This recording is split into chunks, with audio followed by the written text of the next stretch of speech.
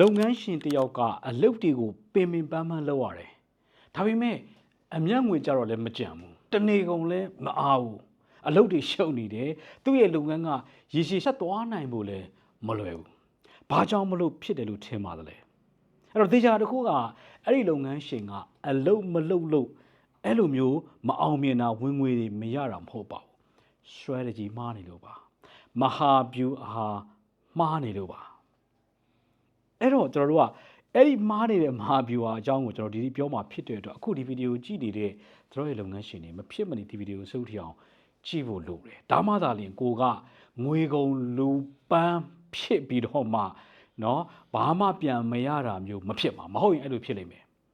ဟုတ်ပြီအဲ့တော့ကျွန်တော်အဲ့ဒီ strategy ကိုဘာ strategy လို့ခေါ်လဲဆိုတော့မှားနေတဲ့ strategy ကိုပြောရအောင်เนาะ alert strategy လို့ခေါ်တယ်မှတ်ထားပါalert strategy alert strategy ကိုသာသုံးပြီဆိုလို့ရှိရင်တော့ကျွန်တော်ရဲ့လုပ်ငန်းရှင်တွေဒီဘယ်တော့မှဘာမှဖြစ်လာမှာမဟုတ်ကျွန်တော်ပြောရတယ်အဲ့ဒီ alert strategy ကကျွန်တော်ကဘာမှရှိတဲ့လုပ်ငန်းပေါင်းများစွာကိုလည်းရပ်တန့်အောင်လုပ်ခဲ့ပြီးပြီဖြစ်ပါတယ်အဲ့တော့ကျွန်တော်တို့ market 3မျိုးရှိတယ်ကျွန်တော်သိချပြန်ရှင်းပြမယ်အဲ့တော့ market 3မျိုးရှိတယ်နံပါတ်1 market ကကျွန်တော်တို့ဘာလဲဆိုတော့ premium market တထေးတွေကိုပဲရောင်းတာเนาะဈေးကြီးကြီးနဲ့ရောင်းတာလူနည်းနည်းကိုပဲရောင်းတာဒါကိုကျွန်တော်တို့ခေါ်တာ premium market လို့ခေါ်တယ်နောက်တစ်ခုကတော့ကျွန်တော်တို့ဘာခေါ်လဲဆိုတော့ mass market ဈေးနှုန်းနည်းနည်းနဲ့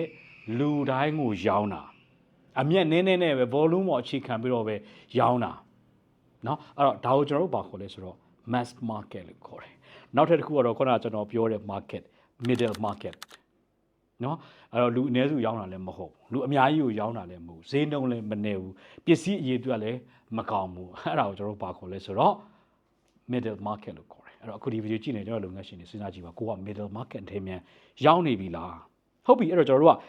premium market ထဲဝင်ကြည့်အောင်เนาะအဲ့တော့ premium market ထဲဝင်နေဆိုတာကကျွန်တော်တို့ကတထေးတွေကိုပဲရောင်းတာတထေးတွေကိုဈေးကြီးတဲ့ပစ္စည်းတွေရောင်းတာเนาะသူတို့ကို status တစ်ခုထားပါတော့ဂုံတက်အောင်လုပ်ပေးနိုင်မယ့်အရာ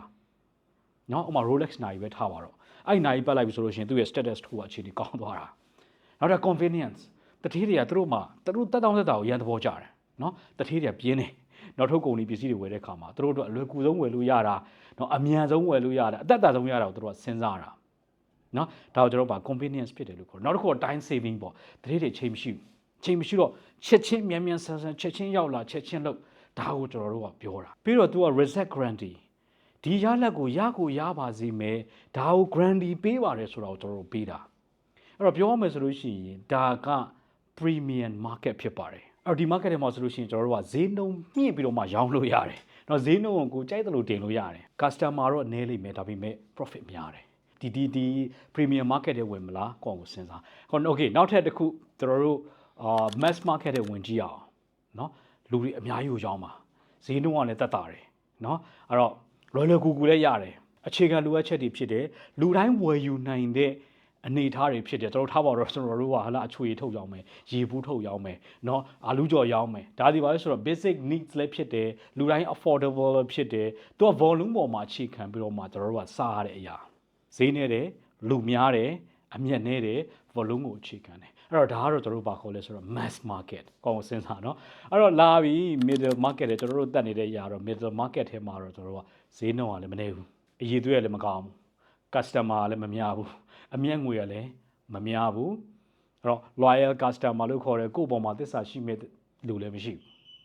ဒါကိုကျွန်တော်တို့ဘာခေါ်လဲဆိုတော့ middle market လို့ခေါ်တယ်အဲ့တော့အခုဒီဗီဒီယိုကြည့်နေတဲ့ကျွန်တော်လုပ်ငန်းရှင်တွေဒီကိုယ့်ရဲ့လုပ်ငန်းကအောင်မြင်ခြင်းနဲ့တိုးတက်ကြီးပွားခြင်းတယ်ဆိုလို့ရှိရင်တော့ middle market ထဲမနေပါနဲ့နေရင်ကျွန်တော်ပြဿနာတွေအကြီးကြီးရှိပါတယ်။ဒါနဲ့စကားမဆက်ကျွန်တော်သတင်းကောင်းတစ်ခုပါးချက်ရှိတယ်။ကျွန်တော်ဒီလထဲမှာလာတော့မယ်เนาะ SME Business System ဆိုတဲ့သင်တန်းဒီလထဲမှာစပြီเนาะအဲ့ဒီသင်တန်းကကျွန်တော်တို့လုပ်ငန်းရှင်တွေသူတို့ရဲ့လုပ်ငန်းတွေစနစ်ကျဖို့เนาะ system ချနိုင်ဖို့နောက်ပြီးတော့မှဝင်ငွေတွေတိုးဖို့အတွက်အမြတ်ငွေတွေတိုးဖို့အတွက်အကူအညီပေးမဲ့သင်တန်